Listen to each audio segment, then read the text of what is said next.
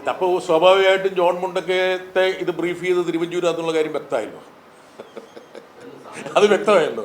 തിരുവഞ്ചൂരിൻ്റെ ഒരു സ്ക്രിപ്റ്റ് ആയിരിക്കും ജോൺ മുണ്ടക്കയം പറയുന്നത്. വളരെ ഞാൻ പറഞ്ഞല്ലോ, അതായത് റിട്ടയർ ചെയ്ത മാധ്യമപ്രവർത്തകർ പുസ്തകങ്ങൾ ഇറക്കുന്ന ഒരു പതിവുണ്ട്. ഇനി സ്വാഭാവികമായിട്ടും നിങ്ങളെല്ലാവരും ആ പുസ്തകം വാങ്ങില്ലേ എന്തൊക്കെ പറഞ്ഞെന്നറിയാൻ വേണ്ടിയിട്ട്. ഇതൊക്കെ നാട്ടുനടപ്പല്ലേ, അതിന് കുഴപ്പമില്ല. ഞാൻ അദ്ദേഹത്തിന് കുറ്റപ്പെടുത്തൊന്നുമില്ല. പക്ഷെ മനോരമയ്ക്കൊരു വലിയൊരു ഗ്രീവൻസ് ഉണ്ടാവും. എന്താ കാരണം വെച്ചാൽ തങ്ങളുടെ ബ്യൂറോ ചീഫ് ഇത്രയും വിലപ്പെട്ട വിവരങ്ങൾ മനസ്സിൽ സൂക്ഷിച്ചിട്ട് ആ പത്രത്തിലൊരു എക്സ്ക്ലൂസീവായിട്ട് അടിച്ചിട്ടില്ലോ എന്നുള്ളൊരു പരാതി അവർക്കുണ്ടാകും. ഞാൻ പറഞ്ഞല്ലോ, ഞാൻ CPM-ന്റെ പ്രതിനിധിയായിട്ട് പോയതാണ്, മാധ്യമപ്രവർത്തകനായിട്ട് പോയതല്ല എന്ന് പറഞ്ഞല്ലോ. ഞാൻ CPM-ന്റെ ഒരു പ്രവർത്തകനാണ്.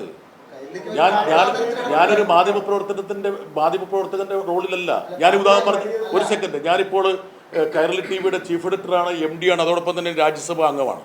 ഞാനിപ്പോൾ രാജ്യസഭയിൽ സംസാരിക്കുന്നത് കൈരളി TV-യുടെ എഡിറ്റോറിയൽ എന്നുള്ള രീതിയിലാണോ സംസാരിക്കുന്നത്? എനിക്ക് മൾട്ടിപ്പിൾ റോളുണ്ട്.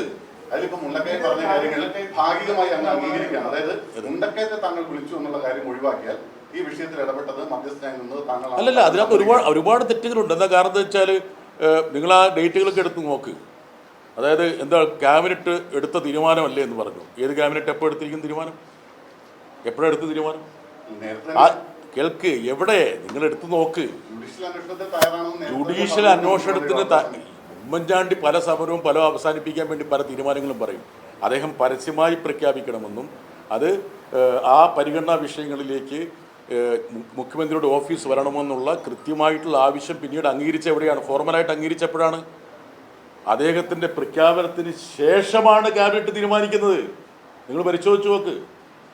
എനിക്ക് തോന്നുന്നു ആ പ്രഖ്യാപനം നടത്തിയത് ഓഗസ്റ്റ് 13-ാം തീയതി ആയിരിക്കും, 2013. അതിനുശേഷം 2 ദിവസം കഴിഞ്ഞിട്ടായിരിക്കണം മിക്കവാറും ക്യാബിനറ്റ് തീരുമാനം എടുത്തിട്ടുണ്ടാവുക. അതൊക്കെ നമുക്ക് യഥാർത്ഥത്തിൽ പരിശോധിച്ച് കണ്ടെത്താൻ കഴിയുന്ന കാര്യങ്ങളാണ്.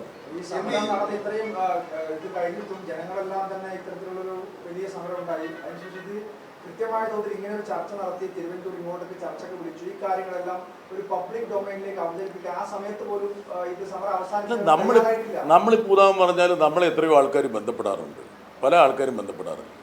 അതിൽ ചില കാര്യങ്ങൾ നമുക്ക് പറയേണ്ടത് പറയാം, പറയേണ്ടാത്തത് പറയില്ല. അതൊക്കെ എങ്ങനെയില്ല.